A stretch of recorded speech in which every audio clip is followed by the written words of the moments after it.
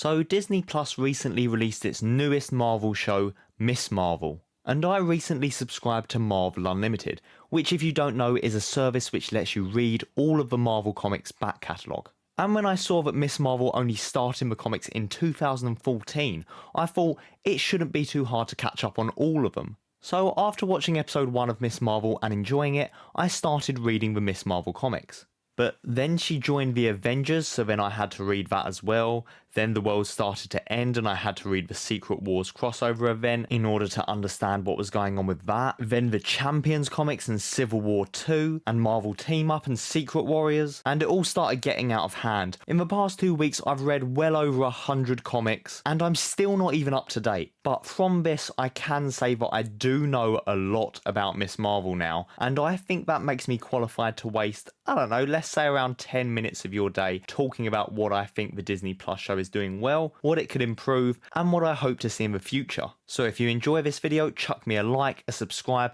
and a comment with some of your own ideas for Miss Marvel, and let's get on with it. So Miss Marvel has a totally different look and feel from any of the other Marvel shows that have happened so far. Its visual stylings are a lot more bright and colourful and reminiscent of something like Scott Pilgrim, and it shows this world through the perspective of a child. Not one of those film children who are actually in their 40s, but a real proper 16-year-old. Okay, yes, she was like 18 when they filmed it, but whatever. Also, she's a Pakistani girl who lives in New Jersey, which with her being from a minority group gives a relatively unique point of view for this story. As such, Miss Marvel has the opportunity to do something no other Marvel film can do. It can be extremely grounded and integrate the character's personal life into the show like no other can. Okay, maybe Spider-Man could also do a high school perspective, but Sony still owns that. Usually in most Marvel movies and TV shows, the main protagonist is on their own. They may have some friends a la Ant-Man, but usually it's the superhero or team of superheroes, and all the other characters just kind of fade into the background, with maybe the exception of a love interest. In Miss Marvel's first episode, we're introduced to her friends, her family, her teachers, the people from her mosque. There's really a large pool of characters here to draw story ideas from. And having a younger character who is in school and living at home forces drama onto the character without the need to construct an elaborate antagonist. She's already got bullies and tests and relationships before any kind of villain can even get a word in. In the comics, Miss Marvel is defined by her relationship with her family, her friends, and her community. These characters get brought so far into the forefront that when Miss Marvel at one point takes a break from her superhero life, these friends step in and take over for a few issues. And that really wouldn't work with other heroes, as side characters there don't really get much development at all. Miss Marvel, I believe, is also the most meta of all the MCU material. Yes, even more so than Deadpool. One of her main character traits is that she is a fan of Marvel, thereby making the character immediately relatable to her audience. And this is something that wouldn't have really worked in any of the earlier phases of the MCU. But here, with the films having been around for so long, it now makes it plausible that the characters in this universe would see the Avengers as celebrities. And as such, we can get fun scenes like her going to Avengers Con and her costume being a makeshift copy of a superhero she looks up to. And in the comics, when she meets some of these superheroes, she completely fangirls over them, much like how people do in real life with these actors. And that's actually something that I really loved from the early days of her comics. When she was just starting off and learning her powers, she'd often be mentored by other heroes. Like when she first discovers that she has healing powers, she then meets Wolverine, a superhero known for having healing powers. And this is great because it gives another dimension to these older legacy heroes, which is actually something that Marvel seems to be doing a lot recently, in shows like Hawkeye and She-Hulk. And I understand that they might be unwilling to integrate this aspect in right away, as it may overshadow her own characterization, but it's something I hope they do as the series progresses, maybe in season 2, after they've ripped that plaster off in the Captain Marvel sequel. Also, these comics are ripe with references to pop culture, which could work in the show if done sparingly, as to not come across as obnoxious or using meme culture or anything like that. Because, as I'm sure we all know, that can become cringy really fast. And weirdly, there's a lot of Simpsons references in the comics. For example, her catchphrase in the comics is embiggen, which is what she calls her ability to, well, embiggen. And that's a word the Simpsons created. Embiggens? Never heard that word before I moved to Springfield. I don't know why. It's a perfectly cromulent word. And if you think that might just be a coincidence, then you're wrong, because look here, it directly references that scene. Furthermore, something that became apparent to me really quickly when reading the comics is that her powers are completely different there.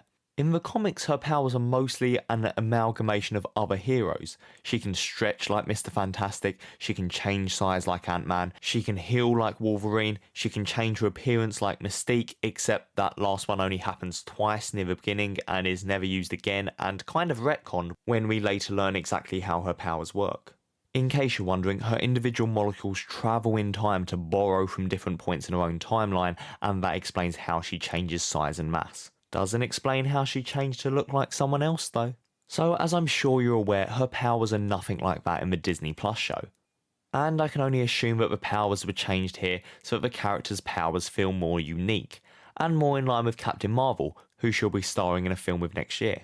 Also, it would probably be pretty difficult to translate her powers to the screen on a TV budget and not make it look bad. Still, I think they did a pretty good job translating the essence of her powers to the screen. She still has the big fists, and now her powers are connected more to her heritage through the bracelets, linking her more to that familial connection that I mentioned earlier.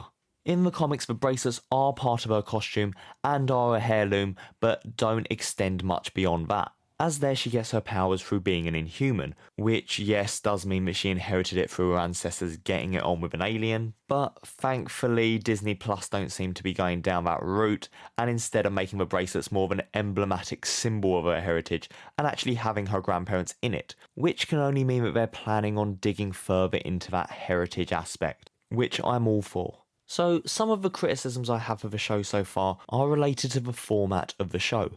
I can't make a full judgment on it obviously after only seeing a couple of episodes, but currently it seems like it's doing one long story over the course of 6 episodes as all the other Marvel shows have done, and I feel like that's not the best format for this show.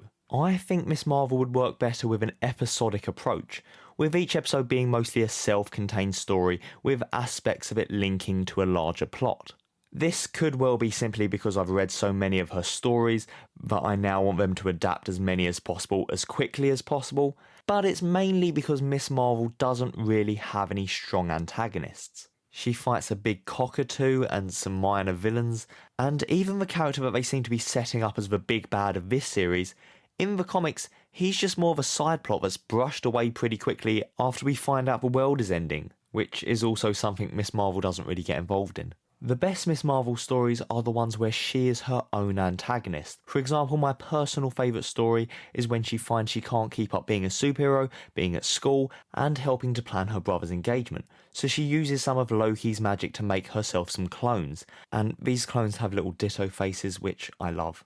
But then too many clones get created and form a giant Stay Puft version of her, and I just feel that this kind of smaller story wouldn't work over a 6-episode series, but it could work as a single episode, and a lot of Miss Marvel is like this. Balancing too many obligations is a very real, grounded, slice-of-life problem, and when we view this kind of problem through a superhero lens, this allows the story to quickly escalate. And maybe these kinds of stories extend beyond what's deemed realistic in this universe, but I think if it sticks to just one episode, then it can easily be forgiven. Fighting a giant cockatoo that's got the brain of Thomas Edison wouldn't work as a 6-episode plot, but it could easily work as a single episode. And this structure of having a very grounded problem and then having it escalate wildly is much more interesting than simply a bad guy shows up and they have to fight them. At least it is to me. Things like Regular Show and Rick and Morty do these kind of plots brilliantly. And I don't want them to lose that aspect in the Miss Marvel show by making her stories too grand and elongating the plot unnecessarily. I think the show can rely on character development and building relationships of its cast to maintain the investment of its viewers, rather than by telling one long story which is going to feel stretched out because they're just forcing it into the runtime. And they seem to be adding a lot more of these smaller plots and stories in small bursts throughout the episodes, like Kamala's friend Nakia running for a leadership position in the mosque. And I feel like doing that is going to make the narrative feel a bit disjointed. Like, instead of telling 6 smaller plots at once, just tell one smaller plot at a time. So there we go, those are my garbled thoughts on Miss Marvel. At time of recording I've only seen the first 2 episodes, but I am excited to see where the show goes next.